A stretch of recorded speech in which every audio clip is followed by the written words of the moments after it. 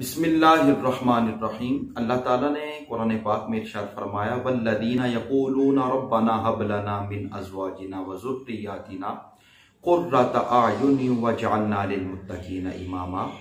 कि अल्लाह के नेक बंदे अल्लाह से अर्ज करते हैं, या रब्बल आलमीन, हमें हमारी बीवियों से और हमारी औलाद से हमें तू आंखों की ठंडक अता फरमा।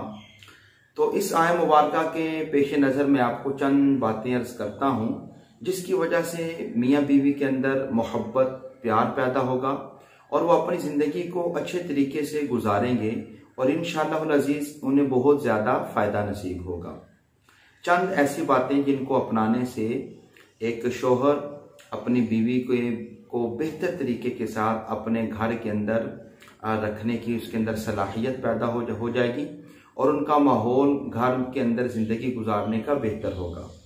मसलन एक शोहर के लिए लाजिम है, बहुत ज़रूरी है कि वो अपनी बीवी को कुरान पाक सिखाए, नमाज और दीगर दीनी अहकामात की तालीम दे। अपनी बीवी की दीनी तरबियत के लिए घर के अंदर अच्छी किताबें खरीद कर रखें। बीवी की जायज़ ज़रूरियात को अपनी हैसियत के मुताबिक पूरा करें, उसके अच्छे कामों पर उसकी तारीफ करें और अगर उससे कोई गलती हो जाए तो उसकी अच्छे तरीके के साथ इस्लाह करें, उसको शर्मिंदा ना करें और बीवी के नामुनासिब रवैये पर सब्र का भी मुजाहरा करें।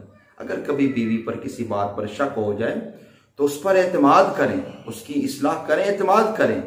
बीवी के रिश्तेदार बिलखुसूस उसके वालिदैन बहन भाइयों का एहतराम करें।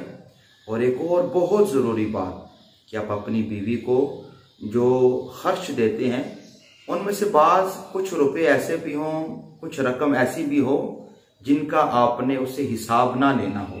वो अपनी एक खुशी के मुताबिक, अपनी सोच और फिक्र के मुताबिक इनको वो इस्तेमाल कर सके और उसके दिल में ये खटका ना हो कि मुझे इस रकम का हिसाब भी देना पड़ेगा। इंशाअल्लाह इन उमूर को अपनाएंगे तो आपके घर का माहौल बहुत बेहतर हो जाएगा। अल्लाह ताला हम सबको नेक कामों पर एक दूसरे की मदद करने की तौफीक अता फरमाए।